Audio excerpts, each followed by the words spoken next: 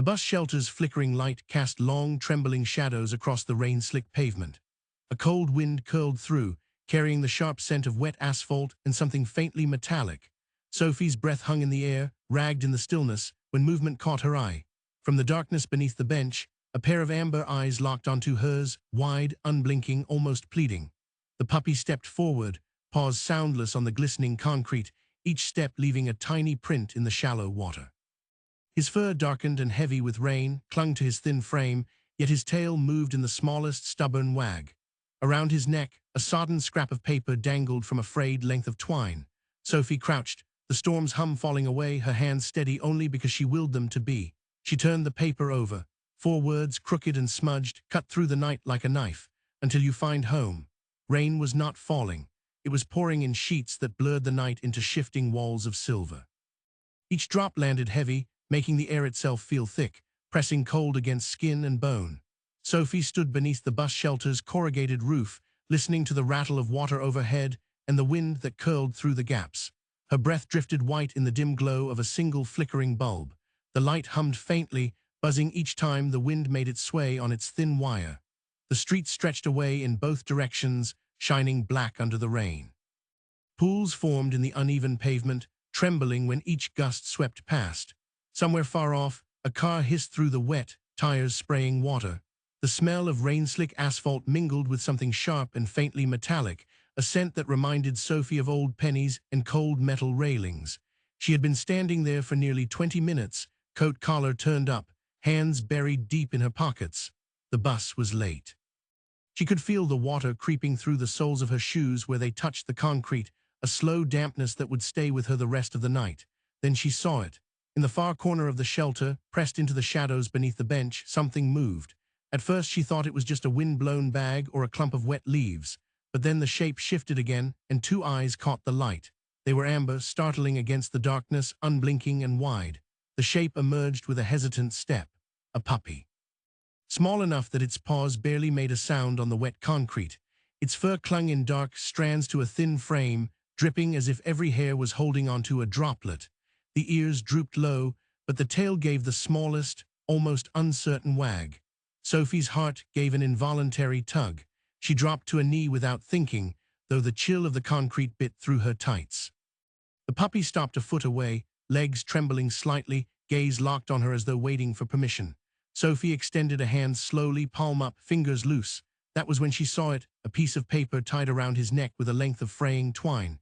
The paper was damp, edges curled, and ink bleeding into the fibers. The twine dug lightly into the fur as if it had been there for a while. Sophie's first thought was that someone had abandoned him. Her second thought was worse. Someone had left a message.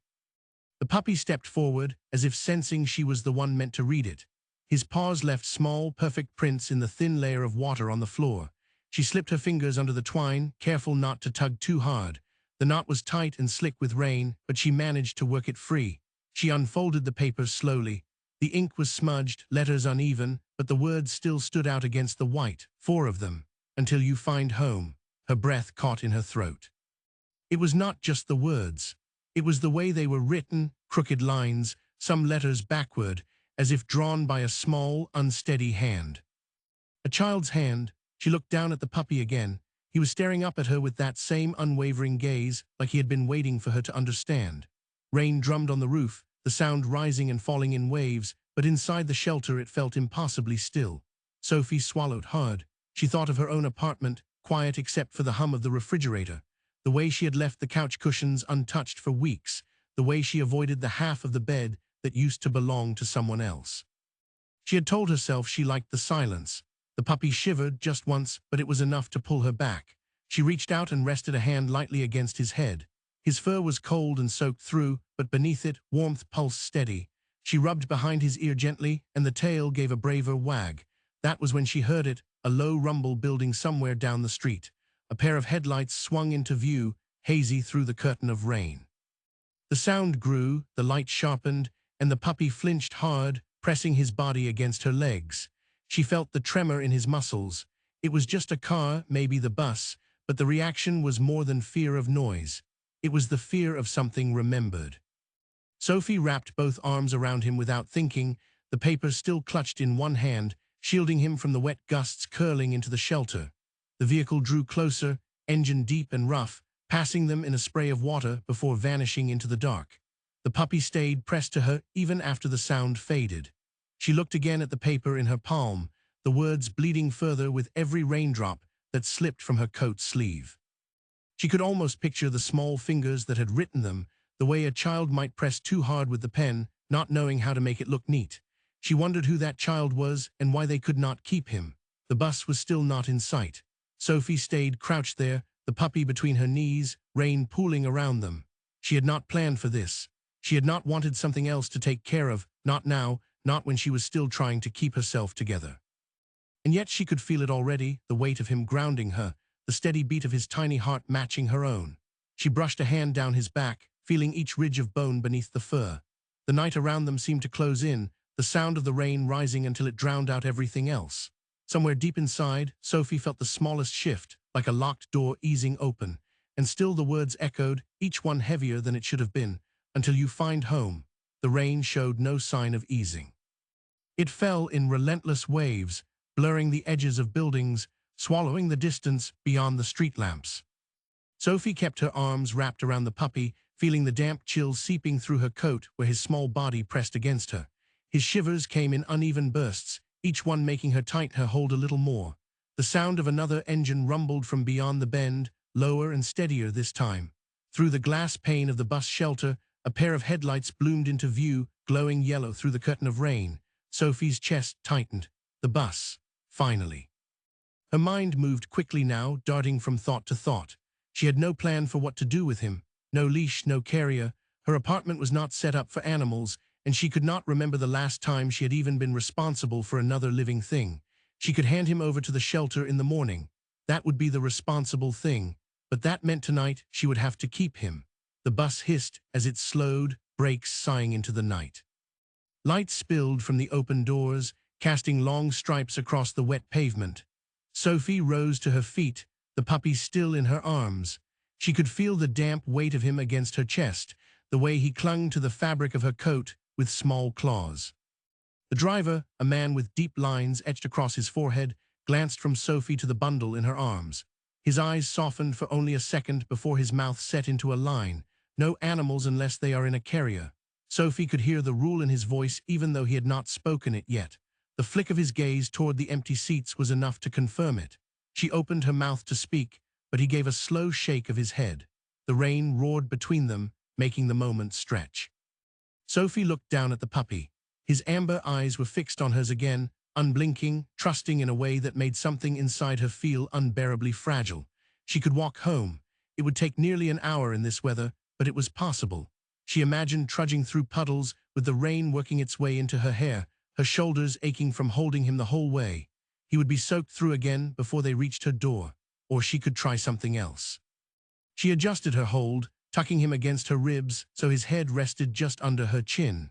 His fur was cool against her skin, and she could feel the quick thump of his heart. Pulling her coat tighter, she wrapped the edges around him until only the tip of his nose peeked out. The smell of wet dog and rain rose up, sharp and earthy, but she did not pull away. Sophie stepped forward. The driver's eyes narrowed, but his gaze lingered only for a moment before he jerked his head toward the aisle. Maybe he had seen enough storms and enough strays to know when not to ask questions. She climbed the steps, the rubber mat squelching under her wet shoes. Warmth enveloped her instantly, smelling faintly of damp wool and diesel. The bus was almost empty, a young woman tapping at her phone halfway back, an older man staring out the window near the rear. Neither looked up. Sophie slid into a seat near the middle, turning slightly so her body shielded the puppy from view. He was quiet, unnervingly so for a dog this young. She could feel the slow, rhythmic rise and fall of his breathing beneath the cocoon of her coat.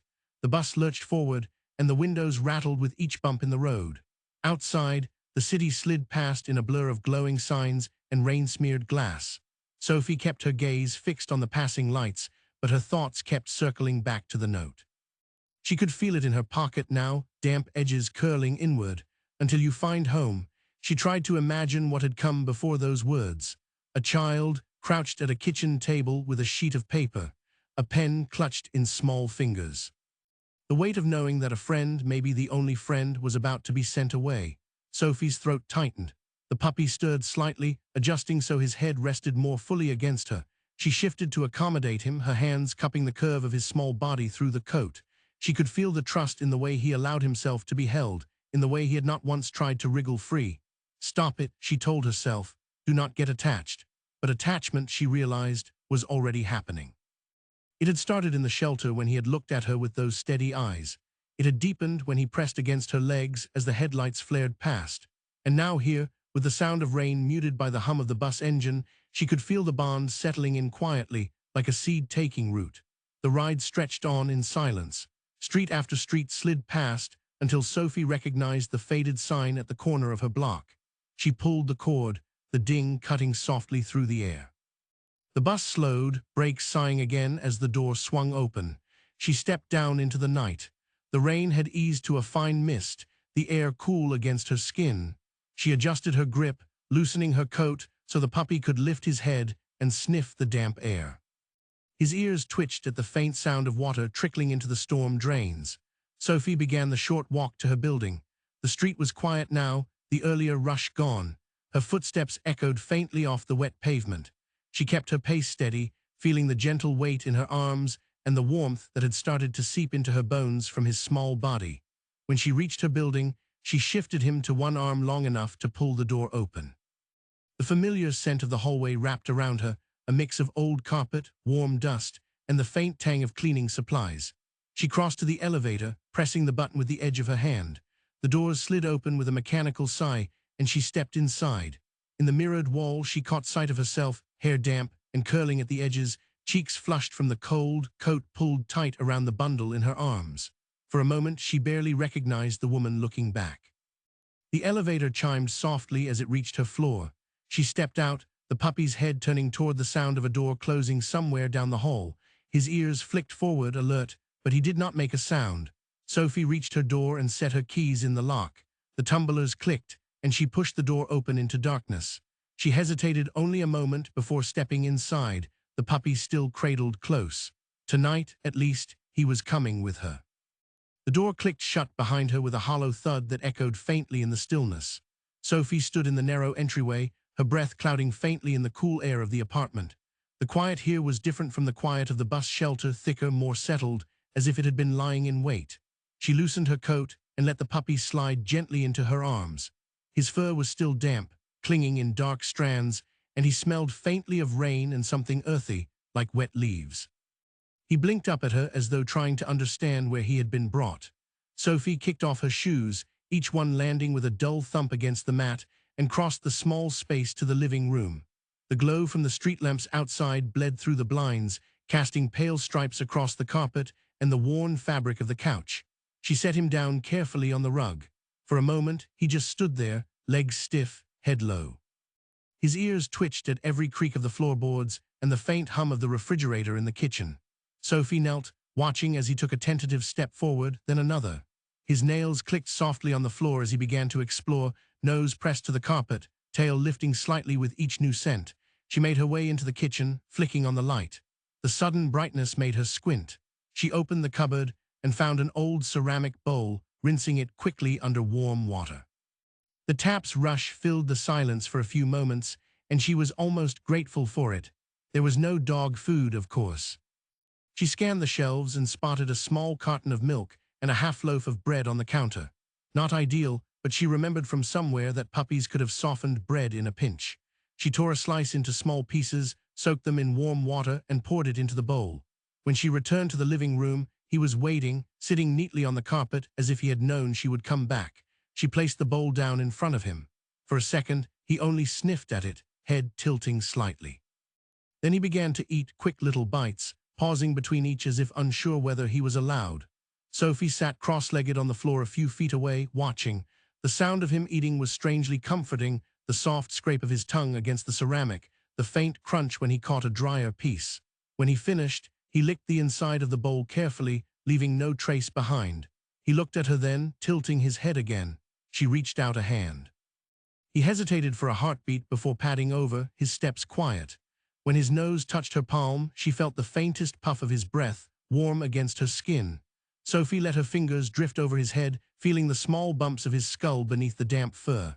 He leaned into the touch, and the pressure of his weight against her hand sent a strange ache through her chest, not unpleasant, but deep. She rose slowly, moving toward the bathroom. He followed without hesitation, his small paws making almost no sound.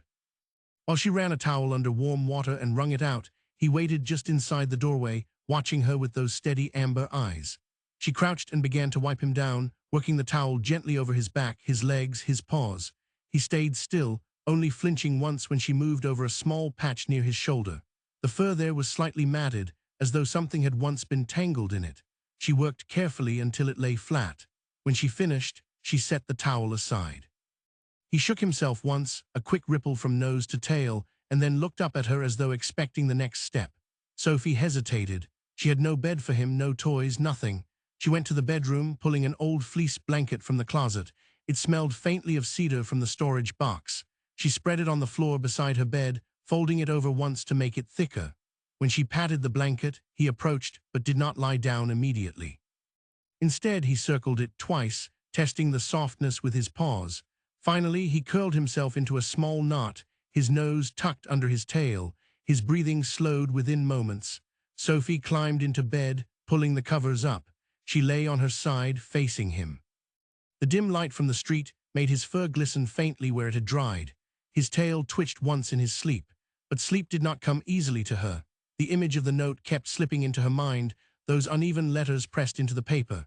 She imagined the hand that had written them, the way the words might have been whispered under someone's breath before being tied around his neck. She wondered what home had meant to the person who wrote them. Hours passed in restless fragments. At some point she must have drifted off, because the next thing she knew, a faint whimper stirred her awake.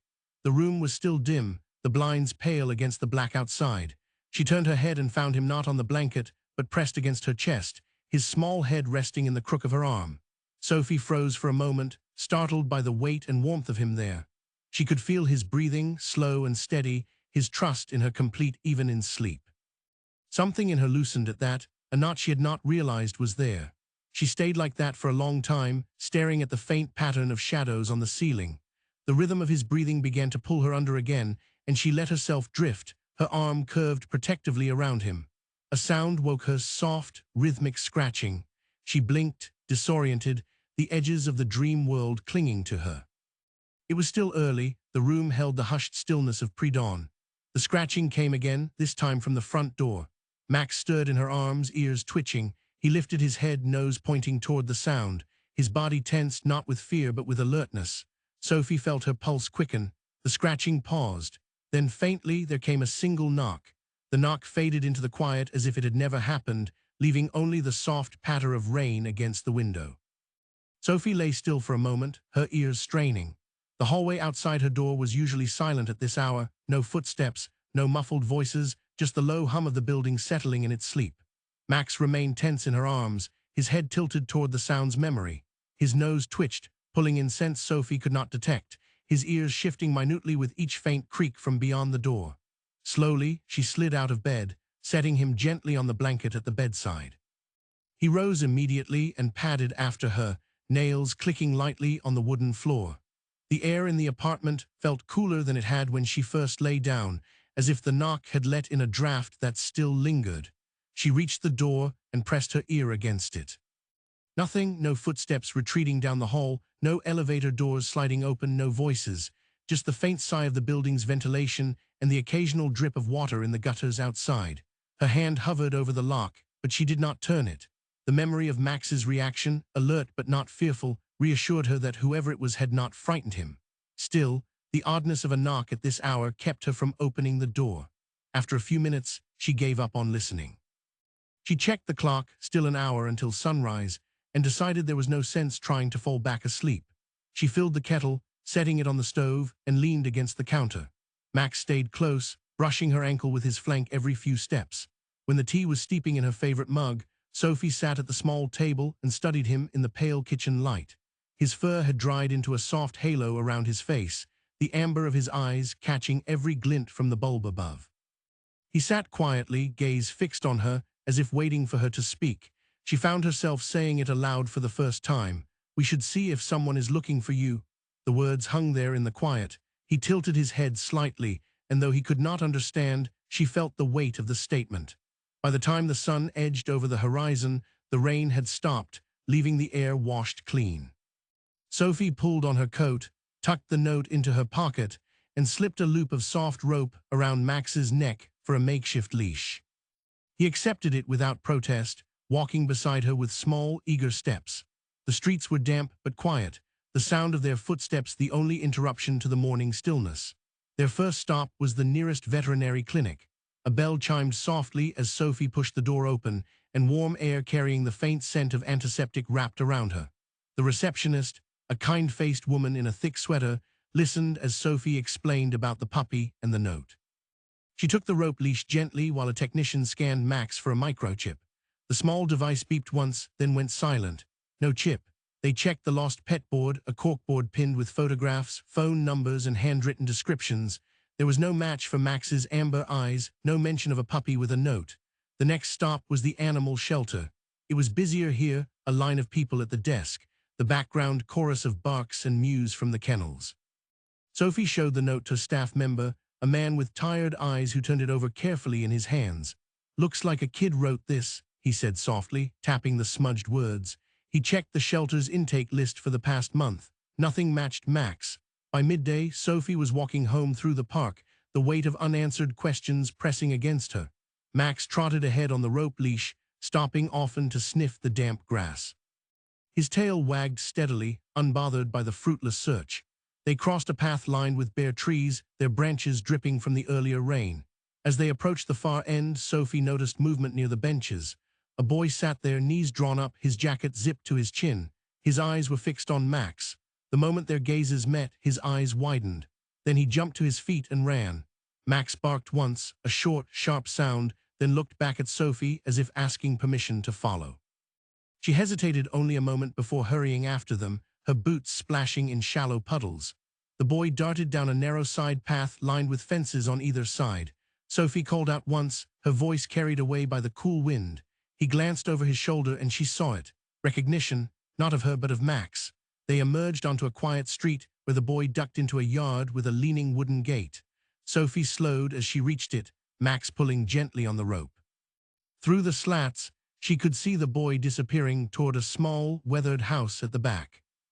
A figure appeared at the doorway, a girl, older than the boy, maybe 15 or 16. She stepped outside, her eyes narrowing as she spotted Sophie at the gate. "You followed him," the girl said, her voice wary but not hostile. Sophie kept her tone gentle. "I found this puppy last night. He had a note around his neck." She reached into her pocket and held up the damp scrap of paper. The girl's eyes softened, the wariness giving way to something else, relief maybe, or guilt. She stepped aside so Sophie could open the gate. Inside, the yard was bare except for a few scattered toys and a rusted bicycle lying on its side. The boy stood near the house, his hands jammed into his pockets, his gaze fixed on Max. The girl spoke quietly. "We had to let him go. Our parents, they are not here. It has just been me and him." She nodded toward the boy. "I work after school, and it was getting too hard to keep him fed." Sophie looked at the boy. His chin trembled slightly, but he lifted it, meeting her gaze with a stubborn kind of courage. "I wrote the note," he said, his voice small but clear. Her fingers tightened on the scrap of paper in her pocket. "Why those words?" He glanced at Max, then back at her. "Because I wanted him to have a home, even if it was not ours anymore." The air between them felt heavier, weighted with the kind of truth that did not need to be dressed up.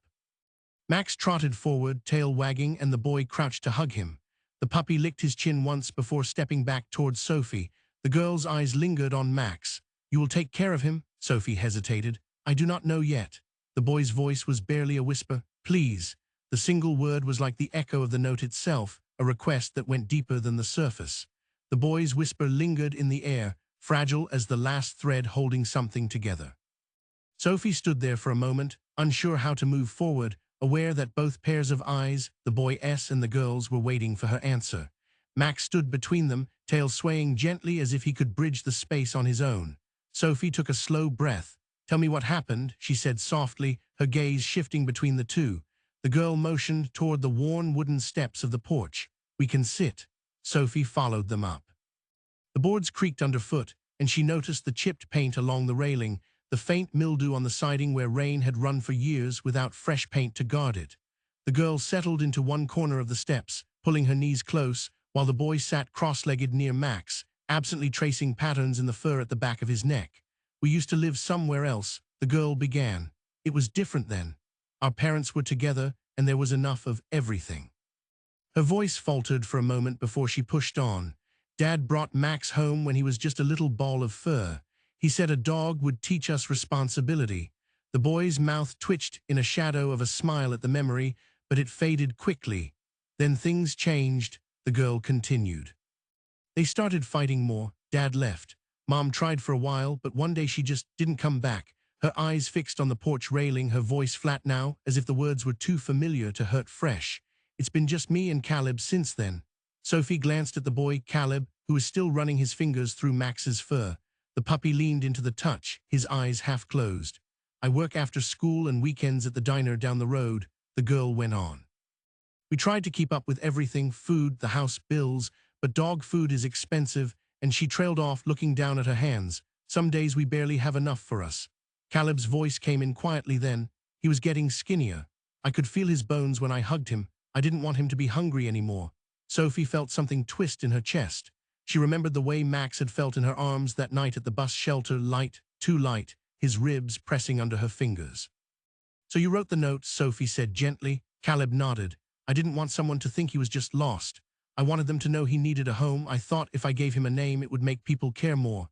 Sophie's brows drew together. "You gave him the name Max?" "No." Caleb looked up at her, and there was something almost shy in his expression. "That's your name for him now. The name I gave him is the one on the note." She blinked. "There's no name on the note, just those 4 words." Caleb reached into the pocket of his jacket and pulled out a small scrap of paper, folded and worn soft at the edges. He unfolded it and held it out to her. Inside, in the same uneven handwriting, was a single word. "Home," Sophie read aloud, her voice barely above a whisper. Caleb nodded. "That's what I called him, because wherever he was, it felt like home." The simplicity of it caught her off guard. She stared at the word for a moment, the ink pressed deep into the paper from where his hand had gripped the pen too hard. Her throat tightened. "I didn't know if the person who found him would keep the name," Caleb went on, "but I wanted them to know what he was to me." The girl looked away, her jaw set, but Sophie saw the glint of moisture at the corner of her eye. "I walked with him to the park," Caleb continued. "I thought if I left him somewhere quiet, maybe he'd wait for someone kind. I tied the note on him and told him to be good. Then I ran home before I could change my mind."